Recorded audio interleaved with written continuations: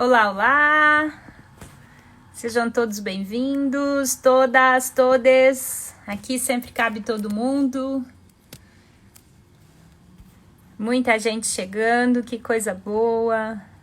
Sara, Monize, Rafa, Pati, Alan, Thaís, Nath. Nossa, muita gente eu tô perdendo aqui. Vitor, Neto, outras pessoas aí. Juliana, Daiane. Olá, Alan.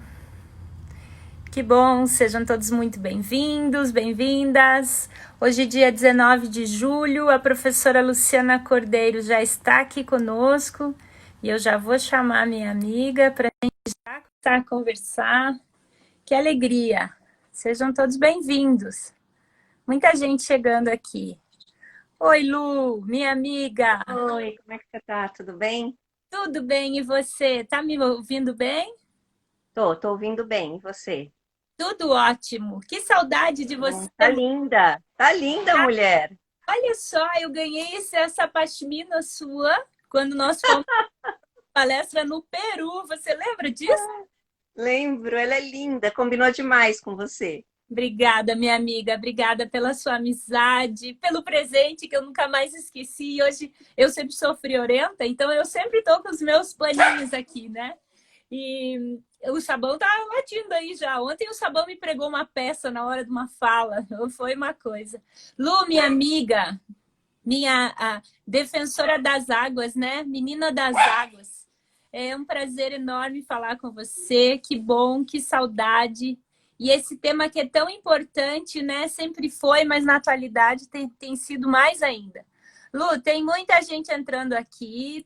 Os seus alunos, com certeza, os meus alunos, os nossos amigos, muita gente dando oi. E vamos começar a conversar e eu peço licença para você, porque eu sempre falo dos números da Covid, né? Nós temos hoje 78.772 óbitos e isso sempre me deixa muito triste, então eu deixo registrado o meu pesar, os meus sentimentos a todos os brasileiros que se foram. E, bom, mas o tema hoje são as águas, né, Lu? E, gente, eu tenho tanta coisa para falar dessa menina das águas, que me foi apresentada como a menina das águas, né, Lu? É, E tá passando o tempo, né? Agora daqui a pouco eu sou a velhinha das águas. imagina, a menina das águas, com certeza. Lu, que bom, minha amiga. Olha só, esse tema... Aliás, eu estava falando desse presente que eu ganhei de você lá no Peru. Você lembra quando foi? Que ano foi que a gente se encontrou? 2013. 13, ótimo. Por quê? Eu não lembrava o ano, mas, gente, em 2014, eu anotei uns dados aqui para a gente conversar, né? Foi o ano da maior crise hídrica em São Paulo. E lá no Peru, em 2013, a minha querida amiga doutora Luciana já nos dizia em palestra que estávamos em estado de situação, olha a loucura, em estágio de escassez hídrica, né, Lu? E eu lembro que quando É, você falou isso, deram risada. Você lembra disso? foi. Lembro. Pois é. E aí depois Acharam que era um exagero da minha parte. sempre os ambientalistas, né? Sempre dizem que a gente não é exagerado, mas a gente segue a ciência, né? O negacionismo É, é o problema. E em 2014, São Paulo chegou a ter um racionamento de um dia com água e 4 dias sem água, né, Lu? Foi muito em crítico. alguns bairros, em alguns lugares da cidade de São Paulo. Na verdade, a gente sabe que o artigo 5º da Constituição fala em igualdade, né? E aí aquela igualdade e a questão da água tem como fundamento levar água para todos, indistintamente, assim como é a questão do meio ambiente. Entretanto, Porém, havia aquela máxima da desigualdade na igualdade, porque os bairros mais ricos recebiam água diariamente. E isso não só na cidade de São Paulo, mas toda a bacia, também na bacia do PCJ, na cidade de Campinas, isso estava acontecendo. O que é uhum. uma coisa que fere essa questão do acesso ao bem ambiental, à água, né? Ao acesso a esse líquido da vida. E essa que eu não chamo de crise, tá, amiga? Eu Não, chamo hum. de colapso. Ai, gente, Porque crise Crise é aquilo que a gente vive de vez em quando, que nem no casamento, no namoro, no trabalho. Você tem uma crise aqui, outra crise ali, mas chega um momento que isso se torna um colapso e é impossível continuar vivendo com aquela pessoa ou naquela relação. E o que aconteceu é que era uma crise anunciada em razão de pequenas crises que foram se somando num verdadeiro colapso. Pois é. Eu chamo de colapso que aconteceu e eu acredito que nós viveremos ainda outras situações de colapso. Nós aqui no sul, Lu, aqui em Curitiba em especial, mas na região aqui como um todo, eu tenho dados aqui, nós estamos até num grupo de um GT de crise hídrica, né, que a gente vai ter que mudar para colapso. Realmente, os dados são, de fato, assustadores. A disponibilidade hídrica que se tem é equivalente ao semiárido em litros de água por habitante por ano. E a gente não sente tanto graças à preservação das nascentes e a um certo impedimento de adensamento populacional nas regiões da Serra do Mar. Mas, caso contrário, nós estaríamos realmente sem água, né? E, Lu, conta um pouquinho para nós. A gente tem tanto assunto para falar, né? Mas eu fiz umas anotações aqui. Eu queria que você comentasse um pouquinho para a gente, um pouco do histórico da mulher e das águas, e como a crise hídrica atinge de maneira diferente as mulheres. E aí, Lu, só me permita, tem muita gente entrando aqui. Um beijo para todos, sejam todos bem-vindos. O pessoal também já está deixando comentários aqui, perguntas. Quem quiser, fique à vontade. A Luciane Tripia, que é minha amiga, disse que o sabão já está aparecendo. O sabão agora, ele nunca vai. Ontem para hoje ele está que está. Como que a crise ou o colapso hídrico atinge de maneira diferente as mulheres e qual então seria um histórico entre as mulheres e as águas? Qual a relação disso, Lu? Explica pra gente, por favor. E eu estou muito feliz de você estar aqui comigo. Muito obrigada. Que legal. Doutora Alessandra, assim, você que é uma pessoa que trabalha com educação ambiental, que trabalha com a tecnologia voltada ao meio ambiente, eu fico só honrada de poder estar aqui falando com você, né? Podendo discutir o tema da vida para mim. Falar de água é falar da minha nova vida, porque dentro do direito eu me descobri numa nova vida também, e sendo mulher, me renovando através da água para um novo olhar profissional, né? Então eu me vejo assim. Mas antes de falar desse histórico, da sua pergunta, eu queria contar que dia 17, agora, sexta-feira, foi o Dia da Proteção das Florestas. E existe uma simbiose entre água e floresta. Sem floresta, não há água. Sem água, não há floresta. Então, esse é o primeiro olhar que a gente tem que ter sobre esse tema, né? Nós precisamos da nossa floresta em pé. Nós precisamos de guardiões da água, mas precisamos de guardiões de florestas. Então, começa por aí. E aí eu olho para essa questão da mulher e a água, que historicamente, desde a Idade Antiga, nós temos essa mulher desempenhando o papel de ser provedora da água para sua família. Essa mulher a quem cabe, a quem coube, né, historicamente, os afazeres domésticos, usando a água como um insumo para a questão do alimento, do cuidado com a casa, do banho dos filhos. Então, e essa mulher, pasmem, mas até agora, século XXI, a mulher ainda está vivendo esse papel nas regiões áridas e semiáridas do planeta, e aí eu vou chamar a atenção da África e do Nordeste brasileiro, de que a mulher ela ainda tem esse papel, essa função de sair à busca de água para trazer para sua família.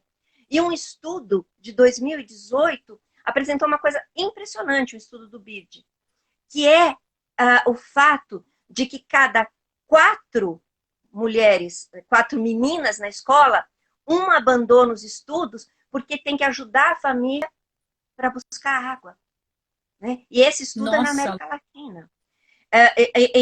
Em contrapartida, a saída da escola, ele é para cada grupo de 7 meninos, um menino. E não é relativo à água, é relativo a outras questões. Mas a menina é isso. E mais que esse estudo mostra, o que me impressiona mente é que além dela perder a oportunidade de estudar, né, de adquirir conhecimento, de crescer profissionalmente, ainda tem o fato de que essas meninas que acompanharam as suas mães, indo buscar essa água para aprender a coletar essa água, a trazer essa água, põe sobre sua cabeça um peso muito superior à sua capacidade física.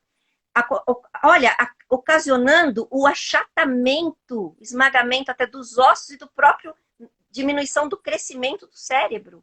Isso é muito louco! Pensar que em século XXI a mulher ainda está fadada esse papel. E o pior, que você não imagina, é que cada vez mais, e isso acontece na África, acontece também no Brasil e em alguns lugares da América Latina, como um todo, é que ela vai buscando, em razão da escassez, cada vez mais longe essa água. E o caminho se torna mais perigoso e mais longo, afastando ela de poder estudar, gerando problemas de saúde física, aí crescimento também, no crescimento dela, e ainda pode ser vítima de estupro nesse caminho. Nossa, né, de abusos sexuais. Então, é uma coisa gravíssima, né? Esse papel que foi delegado para a mulher, né? E não só dentro de casa. E aí, se a gente olhar para a própria nossa criação, né?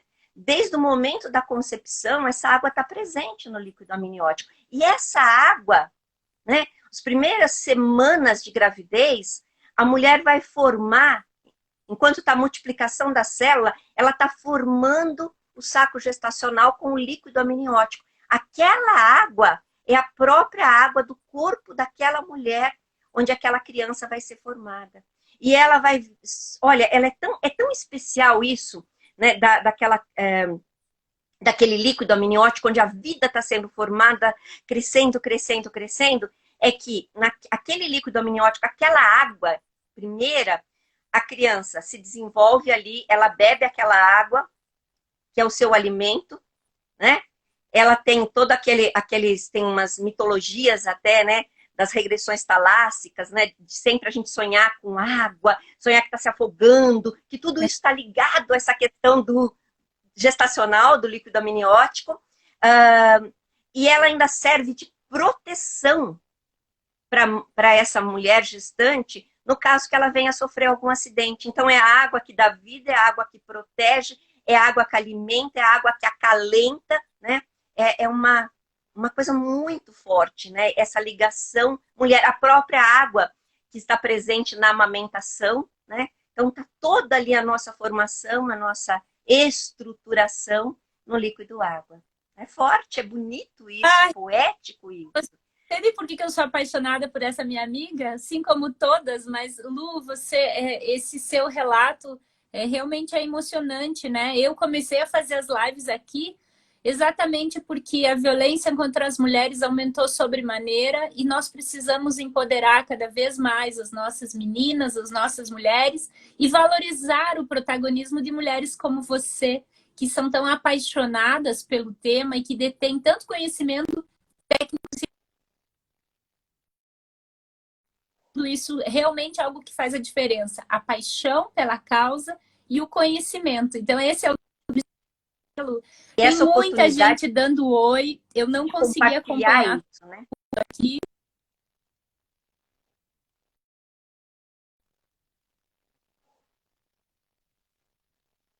Oi, amiga. Às vezes a internet nos... Oi, vamos ver. Será que caiu? Oi, Lu. Oi. Oi, amiga. Oi, deu uma falhadinha Tá aí ruim, na internet, mas não tem problema. Tá ouvindo agora? Melhorou. Oi, melhorou. Que Oi. bom. Lu, a Márcia até está comentando. Oi, tá ouvindo, né? É verdade que só temos 3% da água doce no planeta, contando com as calotas polares e geleiras? Esse é um percentual que a gente comenta, né? Na verdade, os Pode estudos falar, mostram Lu? que não chega nem a 3%.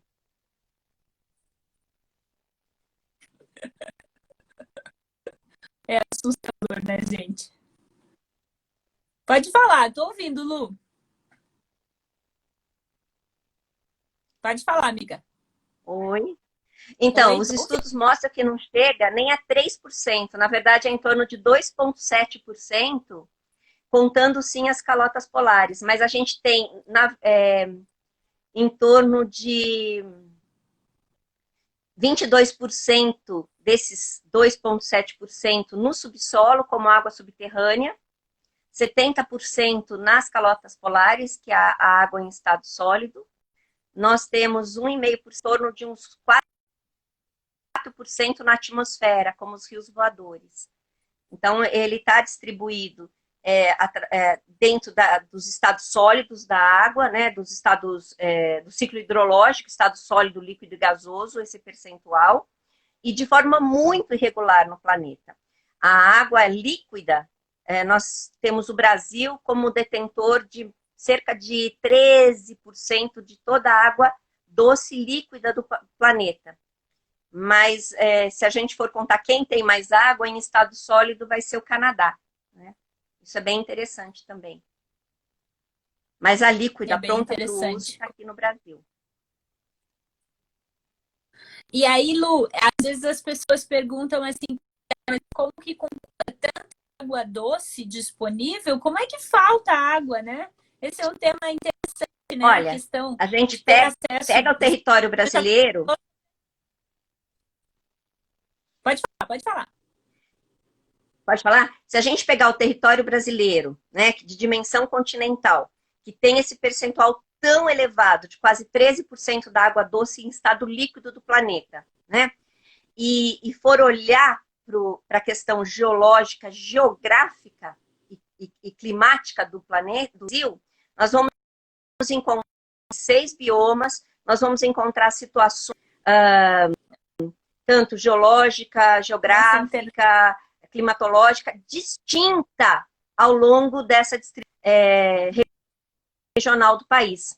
E isso faz com que a região norte, por ter uma floresta também muito grande, nós tenhamos a região norte com abundância de água, nós temos a região sul e sudeste em situações críticas de escassez, o nordeste em franca escassez, né? E a centro-oeste numa situação de equilíbrio hídrico. Então, a depender do território, a distribuição ela é desigual. E mais ainda que a desigualdade e as diferenças no território brasileiro, nós temos que a grande população brasileira ela se encontra na região sudeste, que tem cerca de 6% só de disponibilidade hídrica, muito pouco com a quantidade populacional do Brasil inteiro. E aí, em seguida, vem o Nordeste e depois a região Sul, onde a maior população do Brasil está na região Sudeste, principalmente a zona costeira. Depois está no Nordeste e depois a região Sul do Brasil, né?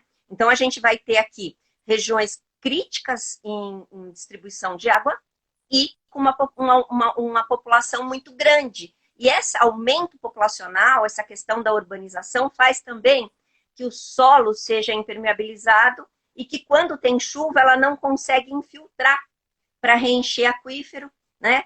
E a ausência também da vegetação. Então, tem várias questões que estão dentro da questão climática, de falar de microclimas, de ilhas de calor e uma série de outras questões que interessam também ao ciclo hidrológico.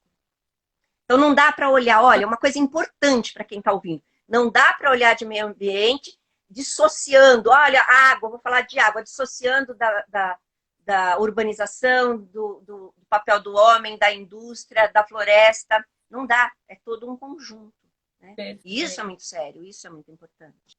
Perfeito, com certeza. E é por isso, né, Lu, que a Política Nacional de Recursos Hídricos, que é a Lei 9.433, que é de 1997, já traz no seu artigo 1º, inciso 1º, a água como um bem de domínio público e um recurso natural limitado, né, Lu? E a gente continua jogando água fora. Aí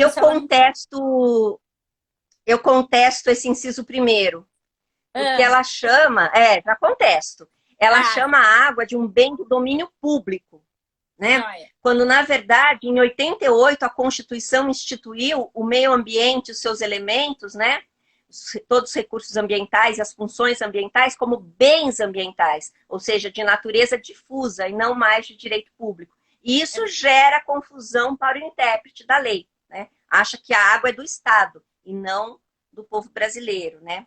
Isso é sério. Isso permite uma interpretação equivocada, pode levar à ideia de que é possível a privatização da água no Brasil, quando pela Constituição não é. Essa é a ideia que eu defendo.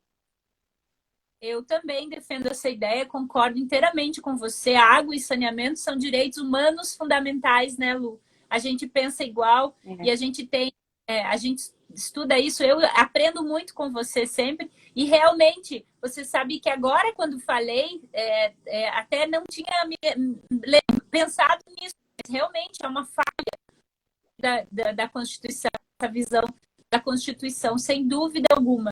A Luciana Costa Fonseca, nossa amiga, colega, e a gente tem que mandar um beijo para todos os professores da Associação dos Professores de Direito Ambiental do Brasil, a APRODAB, né, Lu? Da qual a gente... lógico, Inclusive, eu tive a alegria de te conhecer, o professor Vladimir Passos de Freitas, que me apresentou a Lu como a menina das águas, num evento da APRODAB, né? Então, é uma alegria muito grande. A Luciana está falando aqui. Professora, nós temos muita abundância do norte, mas o pior índice de saneamento básico também está no norte, o que compromete muito o acesso e a qualidade da água. Sem dúvida, era isso que você estava falando. E o Leonardo está dizendo, se vocês puderem comentar sobre a privatização da água pelos globalistas. Deve ser pelos globalistas. Você quer comentar, Lu, querida? Olha, nessa semana nós tivemos a aprovação da lei do Marco Civil do Saneamento. E já existem empresas, né, e editais de leilões para alguns trechos para privatização desse serviço no país. Eu vejo o seguinte, eu estive no Fórum Mundial da Água e antes de ir eu participei de dois importantes acontecimentos. Um deles foi uma oficina de água e gênero da América Latina, onde mulheres traziam suas experiências com a questão da água. E lá eu conheci uma boliviana, uma senhora já, que lutou na Guerra da Água em Cochabamba, que foi na Bolívia. Em 2000, né, a Bolívia foi forçada a privatizar os serviços de água e saneamento, porque saneamento, pessoal, não é só coleta de esgoto, é fornecer a água tratada. Esse acesso à água tratada está no serviço de saneamento. Então, o que aconteceu em Cochabamba? Em razão de uma pressão da FMI, a Bolívia assinou isso, uma empresa estrangeira foi para lá privatizar e oferecer esse serviço para que houvesse saneamento, só que o valor da água foi tão absurdo que as pessoas tinham que vender sua casa para pagar a conta d'água. E ela me contava que a água de chuva, não era possível coletar a água de chuva. Aquele que fosse pego pagava multas elevadíssimas. E isso constava do contrato que tinha sido feito com a empresa e com o governo da Bolívia.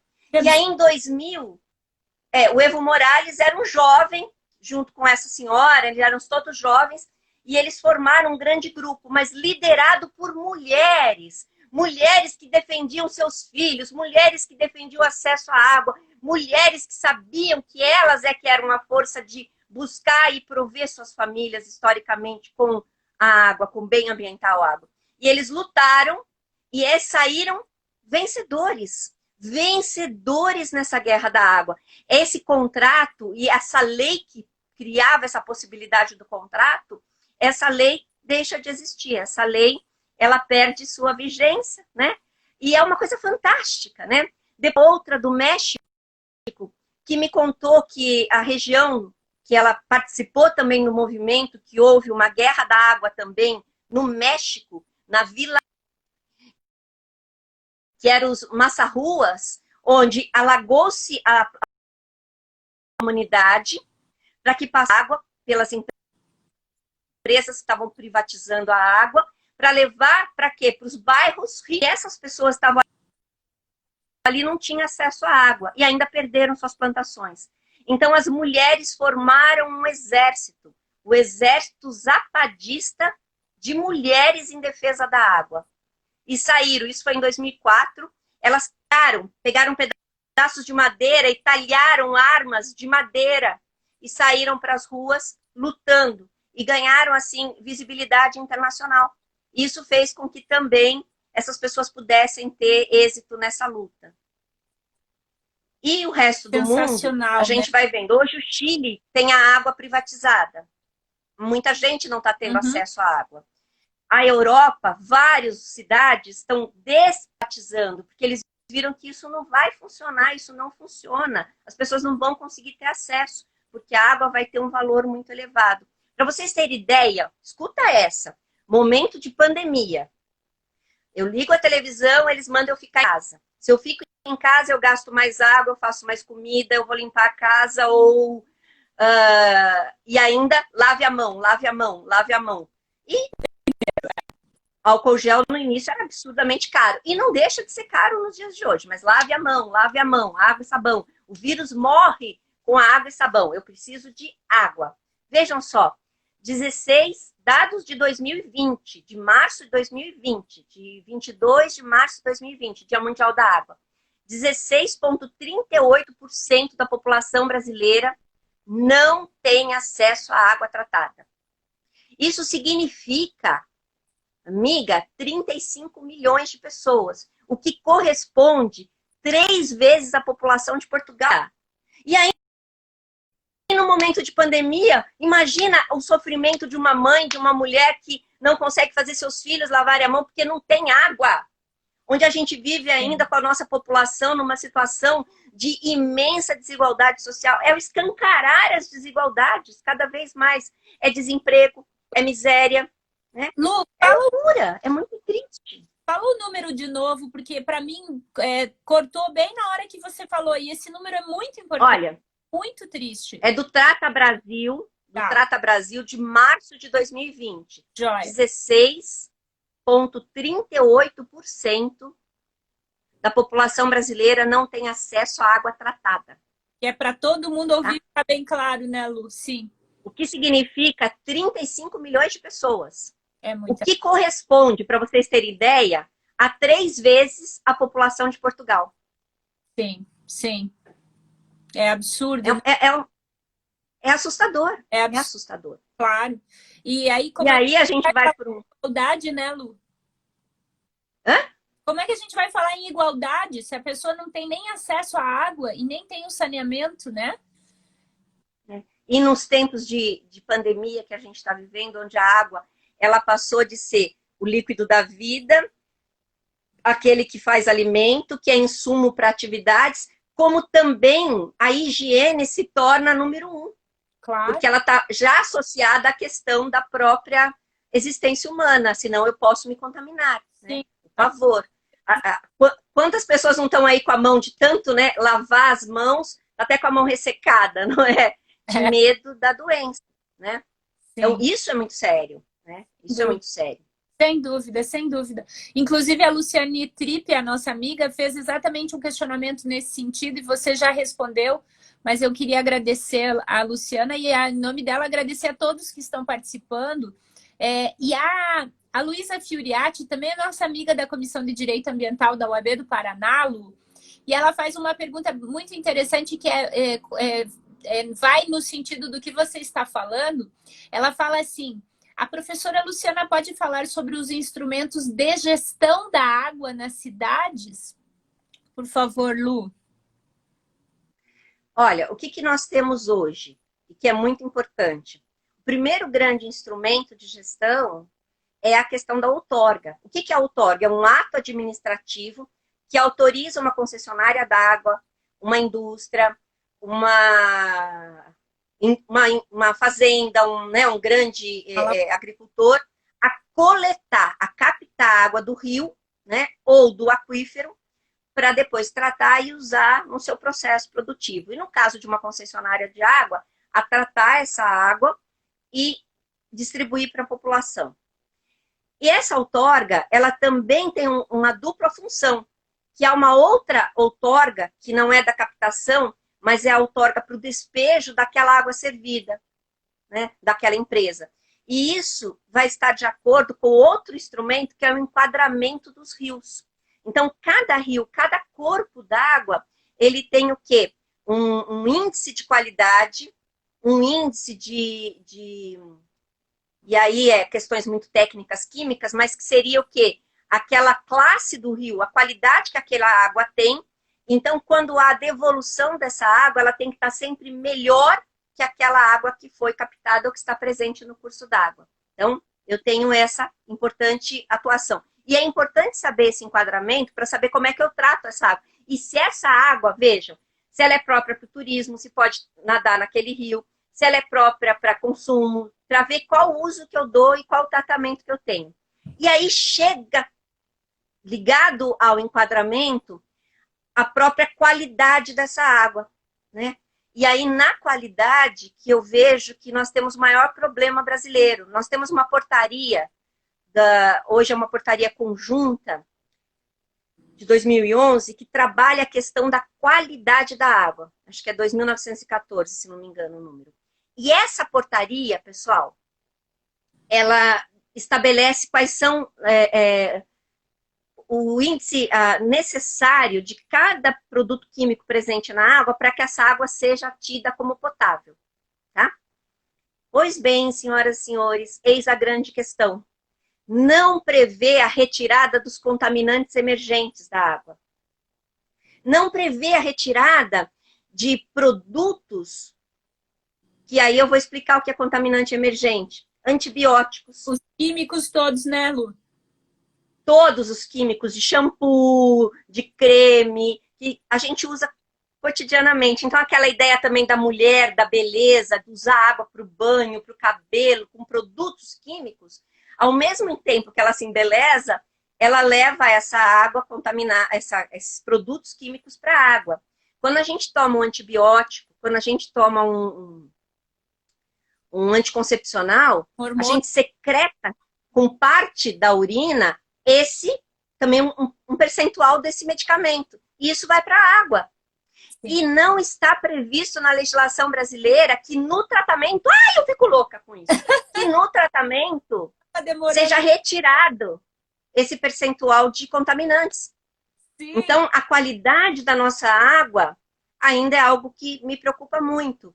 No dia 22 de março do ano passado, eu fui contar a história no Boldrini, que é um centro de tratamento de câncer infantil. Lá eu conheci 2 menininhos com câncer de próstata. Um menino de 8 e um de 10 anos. Nossa.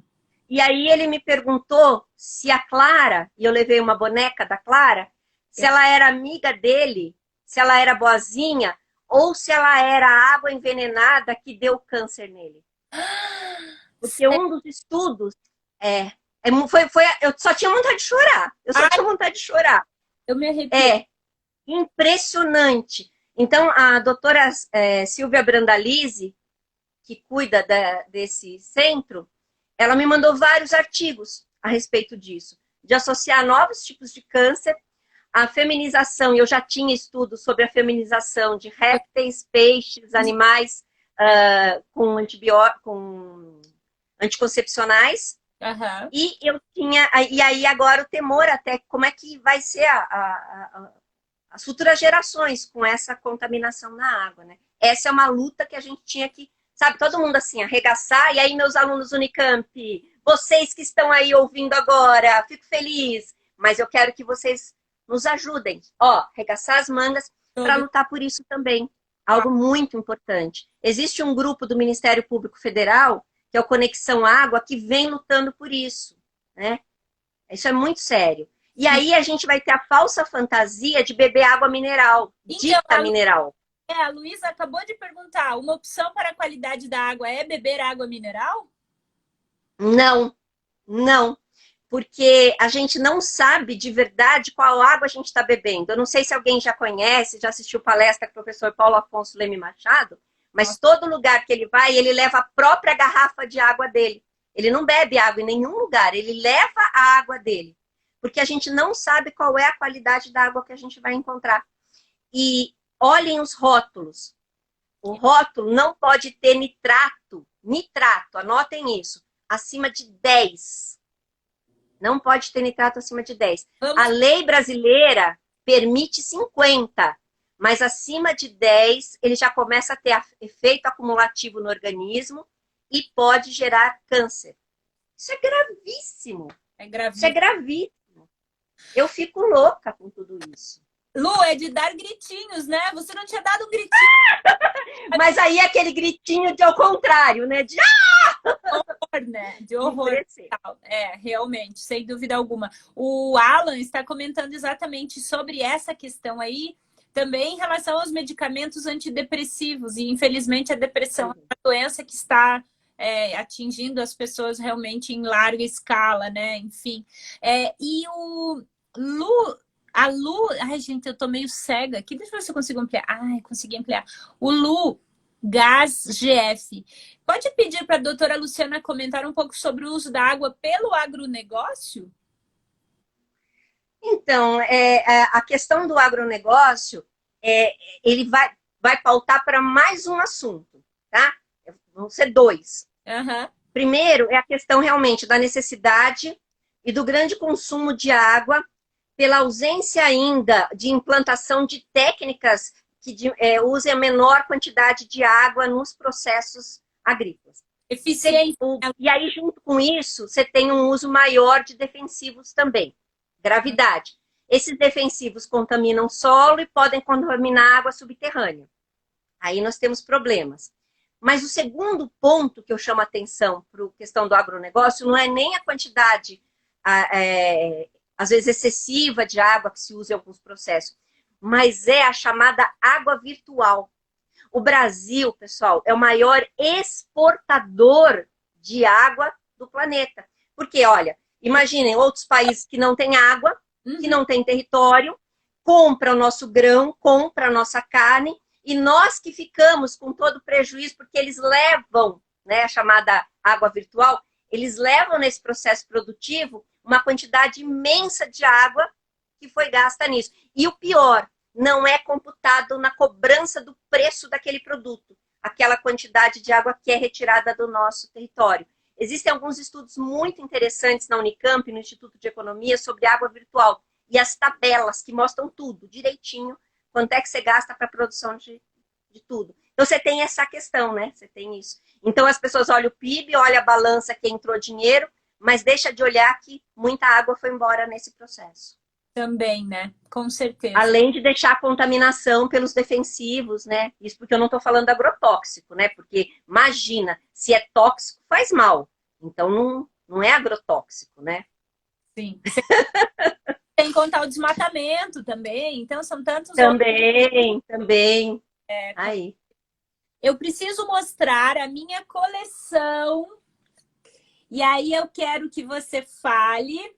Eu tenho todos e eu vou passar aqui. Ai, caiu minha cartinha. Rapidamente. E eu quero que você conte para nós sobre esse seu projeto maravilhoso. Olha aqui a Clara falando dos rios voadores, né? O rio voador até já é um termo um pouco mais conhecido até do que a água virtual, que é menos falado, né? Agora até nem sei qual que era o último, mas enfim, o mais importante. O último que nem foi lançado ainda, porque ia ser lançado agora, em março, mas com a pandemia, é o Clara e os Rios Voadores. É o último. Então aqui, ó. Esse é o último. Não foi nem lançado ainda. Eu já tenho. Lu, conta para nós um pouquinho, você que é uma professora, doutora, maravilhosa, que tem um trabalho técnico-científico fantástico. Você sabe que eu sou sua fã, minha amiga do coração. Qual é a intenção desse seu trabalho? E conta um pouco dele pra gente. Eu acredito demais na educação, né? Começo e termino sempre falando em educação. Conta pra gente um pouquinho, Lu, por favor. E como que a gente pode te apoiar ainda mais? E o pessoal que está nos ouvindo. E muito obrigada a todos que estão aí. Eu não consegui ver todo mundo, porque tem muita gente. Eu fico muito feliz. Como que a gente pode te ajudar? Seu projeto. Alessandra, eu também te admiro muito, porque você tem uma doçura nesse ensinar, nessa sua missão. Obrigada. E essa oportunidade de falar com você, com o pessoal ouvindo, com os meus alunos, afinal de contas, eu não dou aula para eles de ambiental, não teria oportunidade de falar, nem deles me ouvirem o que eu vou falar agora, o que eu estou falando nessa live. A matéria é meio dura, né? Vou falar de tributário, de trabalhista com eles, de empresarial. E a Clara, ela é um personagem, assim como eu tenho um personagem para falar de direito, que é o Just, que pode ser eu, você apenas, né? Qualquer um de nós. A Clara, ela surge no momento em que eu tive que parar para olhar que a gente, quando cresce, fica adulta, e principalmente quando a gente acha que encontrou alguma coisa para estudar, a gente para de olhar para as nossas crianças. A riqueza, a pureza, a doçura e a inteligência das nossas crianças. A Clara surgiu durante o meu doutorado, quando eu tive que parar para olhar para os meus sobrinhos, porque a Mariana tinha uns 3 anos e falou que eu era muito chata. E aquele tempo eu estava fazendo um projeto de lei. Tinha feito um projeto de lei para uma estrada parque, eu estava estudando doutorado, eu estava fazendo um projeto de lei, porque meu doutorado era mostrar a importância do município como cogestor na questão da proteção da água subterrânea, dos aquíferos, porque a qualidade da água depende do uso do solo. Então, eu queria mostrar isso. E eu fiz proposta de alteração da lei do Estatuto da Cidade e da própria Política Nacional de Recursos Hídricos. Então, eu estava nessa loucura, e a Mariana fala que eu sou muito chata porque eu só estudo. E aí foi quando eu olhei para ela e olhei ali para aqueles toquinhos de gente ali em volta de mim, querendo brincar, que eu pedi para contar uma história.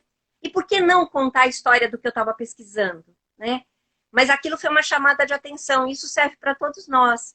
Às vezes, a gente fica tão atento e tão compenetrado em descobrir coisas novas, em construir, em escrever, em fazer, e não percebe que as crianças ali do seu lado, né, estão crescendo, né? Então, foi uma coisa muito forte. Além do que, eu descobri também que eu tinha perdido um pouco da doçura, sabe? E da delicadeza, e talvez da criatividade, daquela coisa pura da criança. E eles me trouxeram isso de volta. E a Clara nasce nesse momento, né? Uma personagem que é uma gota d'água, que se transforma em uma menina, e a ideia de mulher também, a gota como uma mulher, a Mariana como uma menina, a se tornar uma guardiã. Então, ela se sente forte, né? A Mariana, ela cresceu se sentindo forte como mulher. E eu me senti ela já é adolescente, uma coisa assim muito mágica. Quando ela defendeu as meninas, ela se tornou a menina assim, líder de um coletivo de mulheres na escola, lutando pelas outras colegas dela que estavam sofrendo bullying na própria escola. Então eu vi que a mulher, ela pode ser muito mais do que só uma provedora de água, né?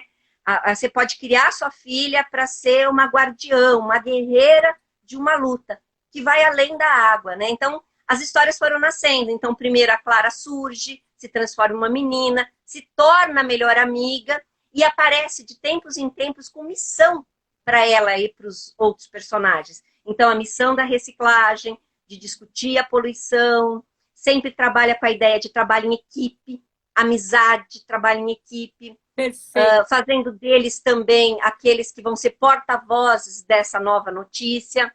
Eu peguei meu doutorado e transformei, que é Clara e as Águas Invisíveis, eu transformei um doutorado em história infantil, mostrando que é um aquífero, é importante da proteção do solo, como se perfura um poço, e os 2 maiores aquíferos do Brasil, né?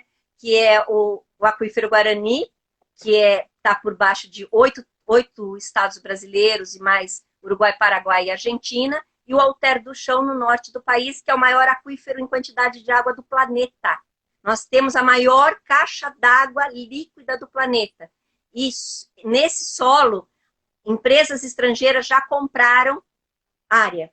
Então, já tem acesso direto a essa água.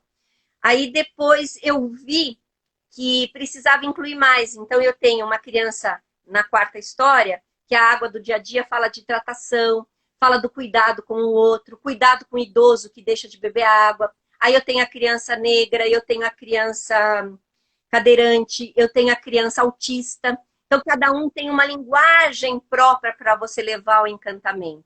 Todos são crianças reais aí da história. E aí, por fim, tem a Clara e os Rios Voadores, que eu fui para Parintins, eu fiz uma viagem para lá e me encantei. Entrei na floresta e naveguei pelo rio. E aí eu queria que as crianças estivessem presentes, que pudessem viver tanto a questão do folclore, da cultura, da tradição de um povo, como também da floresta. E aí pude apresentar a Lili, que é uma índiazinha, e a Lili, ela está aí como uma personagem que é uma guardiã da floresta com o seu povo. Então, e ela também conhece a Clara. Então, todas as histórias, dá um dado momento, a Clara surge, né? Ela surge para poder congregar aquele grupo, né? E sempre a força. E a Mariana sempre tem esse papel meio de liderança, né? Então, ela é como se fosse assim, ela tomou posse do ser guardiã.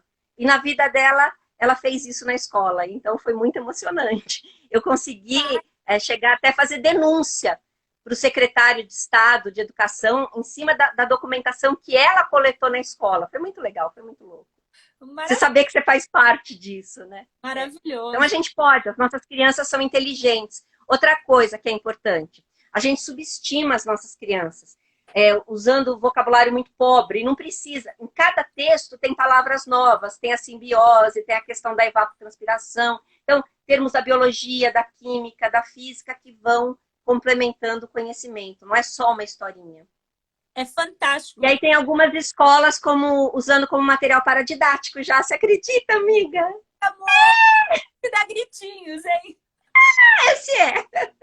O Marcos Ribeiro foi muito feliz nos desenhos, né? Ele conseguiu transmitir muito bem, né, o que você queria. As histórias são maravilhosas. Eu fico muito feliz, aguardando ansiosamente o meu próximo volume.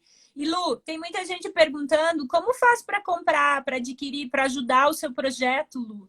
Da Clara. Então, o projeto, cada livro que eu fiz, o projeto não tem fins lucrativos. Então, o dinheiro que entra é para fazer sempre o próximo livro. Eu tenho 42 histórias escritas, né? Então, elas precisam de ilustração e impressão.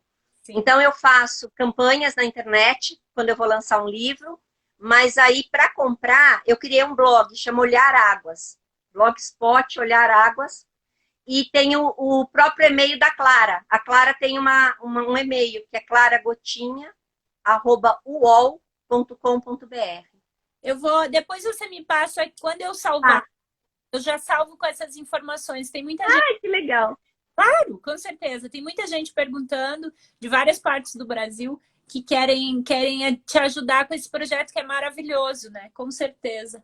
E, bom, Lu, tem tanto elogio para você aqui que não vai dar para... Ai, que lindo!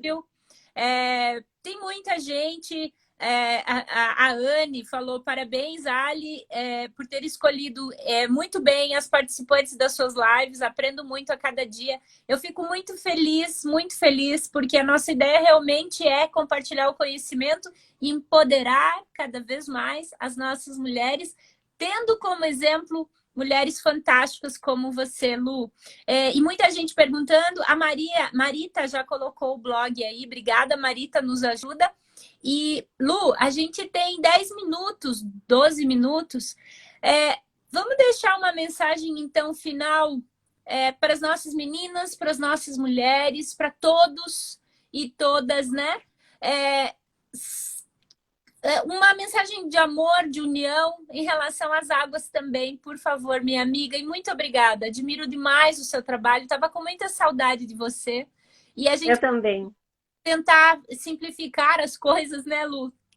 Porque hoje fica chato. Você sabe que é uma sensação maravilhosa, né? Não parece que faz um ano que a gente não se vê, ou que o tempo passou, que a gente está confinado, né? Primeiro eu quero fazer um convite, né? Nós conseguimos na Unicamp criar dentro de uma revista chamada Labor e Engenho, o chamado Dossiê da Água. Uhum. Então, são artigos de mulheres falando sobre mulheres e a sua relação com a água. Sim. E ele é de fluxo contínuo. Então, a gente está recebendo esses... E eu recebi doutora Consuelo Yoshida, a Sandra Kish, do Conexão Água, a Eldes Camargo, todos os colegas da Prodab, a Maria Alice Antão, né, de Porto Velho. Nós estamos recebendo e eles foram publicados. Nós fizemos a primeira chamada, eu até fiz para os colegas da Prodab uma chamada. Isso vale para quem está ouvindo, sabe? A gente pode ter uma experiência que vivenciou, uma história que vem da família, né? A gente é um Brasil que é um caldeirão cultural e pode levar isso, Perfeito. compartilhar isso. Perfeito. Isso é muito legal. E a segunda coisa é que eu sempre gosto de comparar. Um dia eu fui convidada para escrever uma crônica para um livro que era em homenagem ao Dia Internacional da Mulher. E aí eu não sabia como fazer. Como eu ia fazer isso? E aí eu estava ouvindo a televisão, e agora na pandemia a gente tem assistido cada vez mais a violência contra a mulher cada vez mais sofrendo, nesses dias agora calada em casa, sem poder sair, temendo. Olha, é uma loucura, ela teme pegar o vírus e morrer, mas fica em casa e apanha e é subjugada a um homem violento, cruel, que também está repetindo comportamentos. E a gente tem que parar. Eu falo para os meus alunos, olha, a igualdade está presente, homens e mulheres são iguais, mas não pode ser só no texto da lei, tem que ser no dia a dia. E aí foi quando eu comecei a olhar para a água com essa visão mesmo de ciclo hidrológico. O que é a água? A mulher é tão forte como a água, que vai, né, singrando rios e vai caminhando assim, passando por pedras, cachoeiras, e ela vai se renovando em seus estados físicos. É a mesma. E aí nessa crônica eu conto a história de uma mulher que tem uma empregada, e essa empregada atrasa ao chegar em casa, e essa mulher, ela atrasou porque ela apanhou do seu companheiro. Uau. E ela apanha, ela leva uma surra, ela vai, ela toma um banho, ela se lava e se purifica, e se põe em pé de novo, porque ela precisa trazer alimento para os seus filhos.